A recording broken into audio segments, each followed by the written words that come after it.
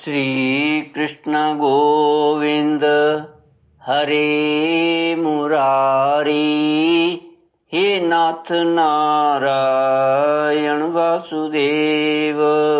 श्री कृष्ण गोविंद हरे मुरारी, हे नाथ नारायण वासुदेव। ओम नमो भगवते वासुदेवाय। ओम नमो भगवते वासुदेवाय।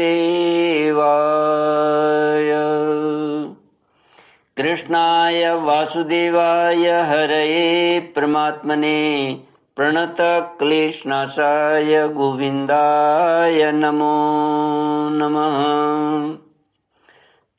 सच्चिदानन्दरूपाय विश्वोत्पत्त्यादिहेतवे तापत्रयविनाशाय श्रीकृष्णाय वयं नमः।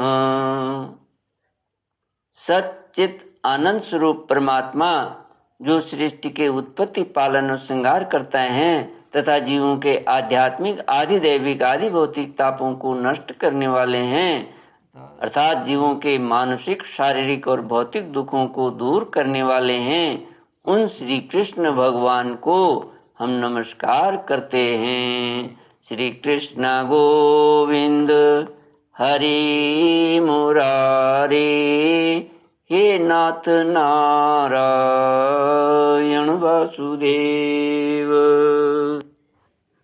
श्रीमद्भागवत दशम स्कंद सप्तचत्वारिंशोऽध्यायः। श्लोक 53 से। श्री शुक उवाच ततस्ता कृष्ण संदेशैः व्यपेत विरह ज्वराः उद्धवं पूजयाञ्चक्रो ज्ञात्वा आत्मानमधोक्षजम्।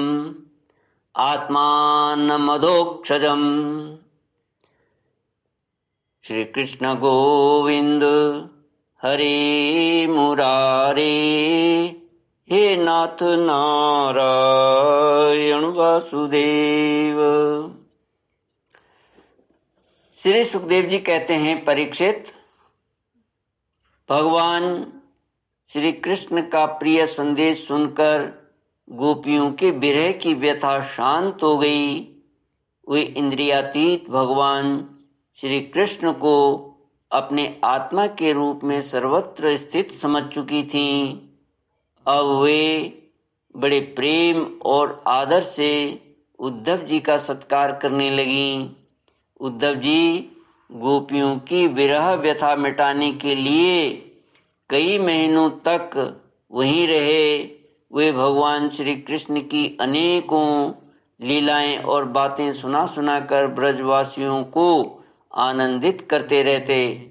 नंद बाबा के ब्रज में जितने दिनों तक उद्धव जी रहे, उतने दिनों तक भगवान श्री कृष्ण की लीला की चर्चा होते रहने के कारण ब्रजवासियों को ऐसा जान पड़ा मानो अभी एक ही क्षण हुआ हो। भगवान के परम प्रेमी भक्त उद्धव जी कभी नदी तट पर जाते, कभी वनों में विहरते और कभी गिरिराज की घाटियों में विरजते, कभी रंग बिरंगे फूलों से लदे हुए वृक्षों में ही रम जाते।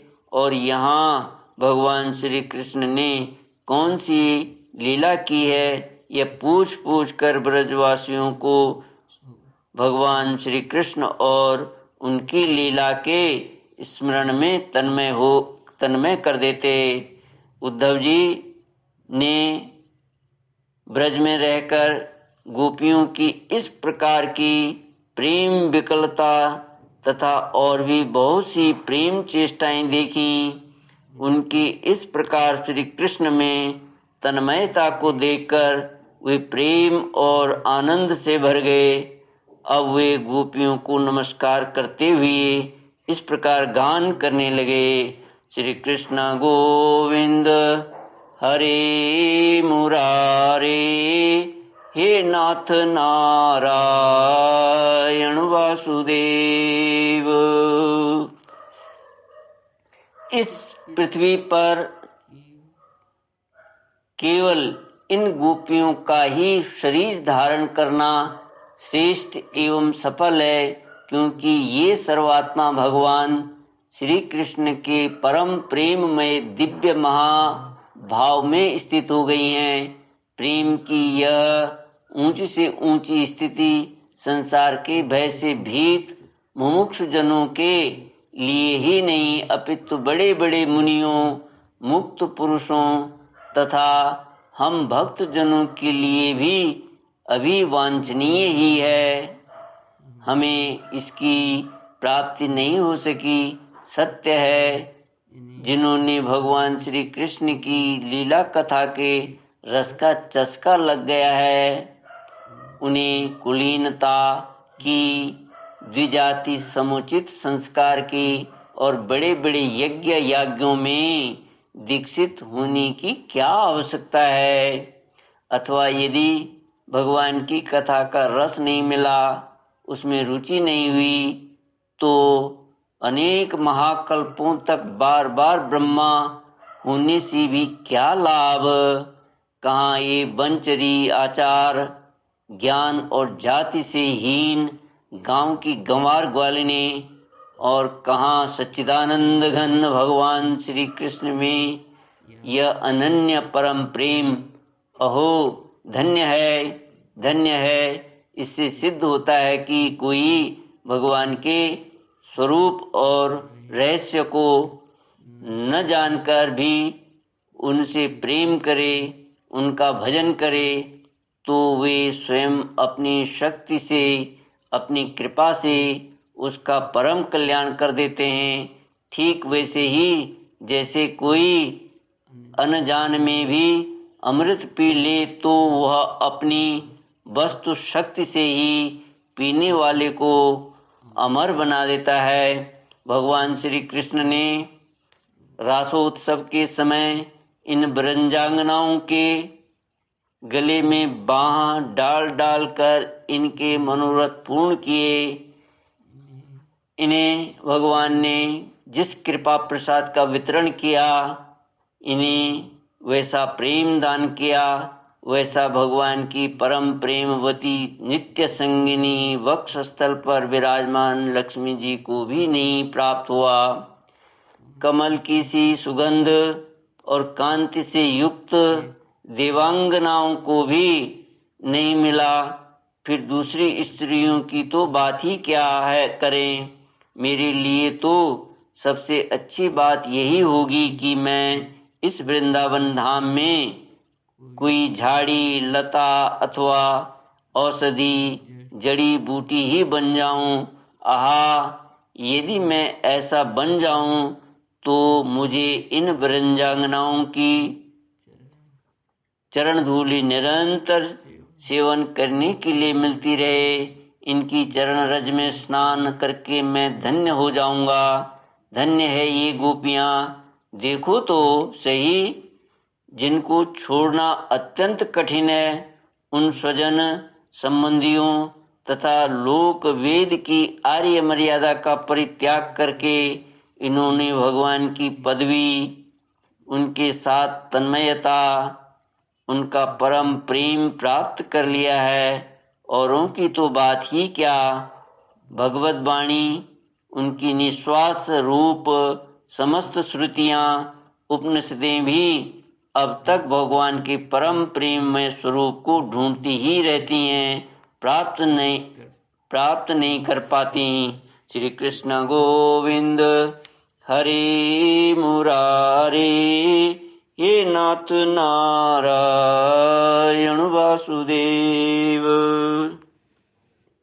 स्वयं भगवती लक्ष्मी जी जिनकी पूजा करती रहती हैं, ब्रह्मा शंकर आदि परम समर्थ देवता, पूर्ण काम आत्माराम और बड़े बड़े योगेश्वर अपने हृदय में जिनका चिंतन करते रहते हैं, भगवान श्री कृष्ण के उन्हीं चरणारविंदों को रास लीला के समय गोपियों ने अपने वक्ष स्थल पर रखा और उनका आलिंगन करके अपने हृदय की जलन, विरह व्यथा शांत की। नंद बाबा के व्रज में रहने वाली गोपांगनाओं की चरण धूलि को मैं बारंबार प्रणाम करता हूँ, उसे सिर पर चढ़ाता हूँ।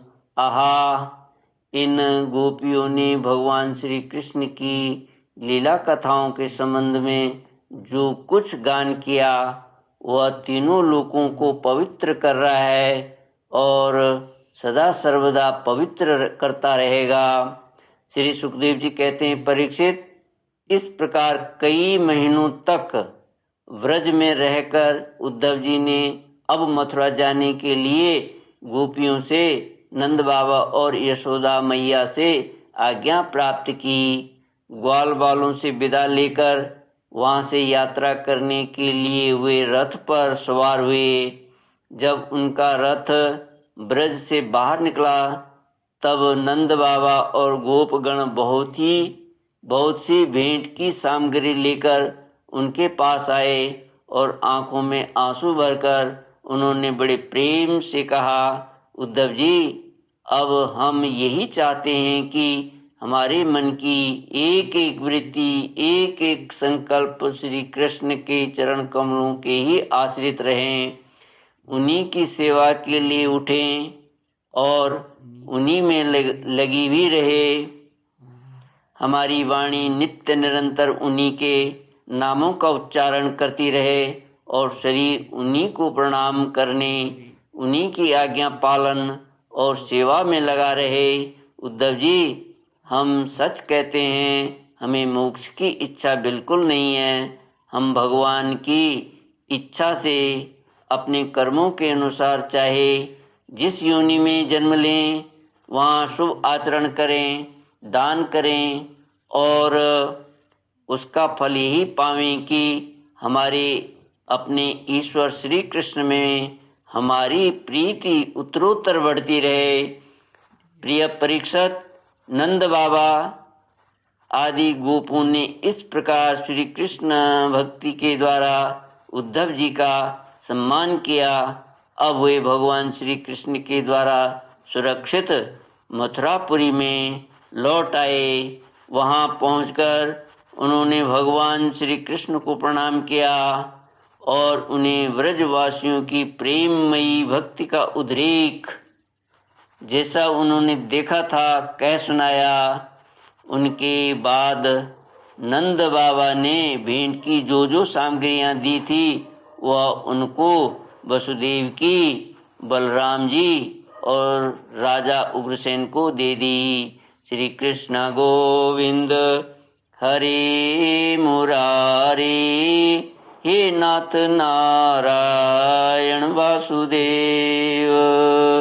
इति श्रीमद्भागवते महापुराणे पारमहंस्यां संहितायां दशमस्कन्धे पूर्वार्धे उद्धव प्रतीयानि सप्तचत्वारिंशोऽध्यायः। ॐ पूर्णमदः पूर्णमिदं पूर्णात् पूर्णमुदच्यते पूर्णस्य पूर्णमादाय पूर्णमेवावशिष्यते। ओम शांति शांति शांति। हरि ओम। श्री गुरुभ्यो नमः। हरि ओम।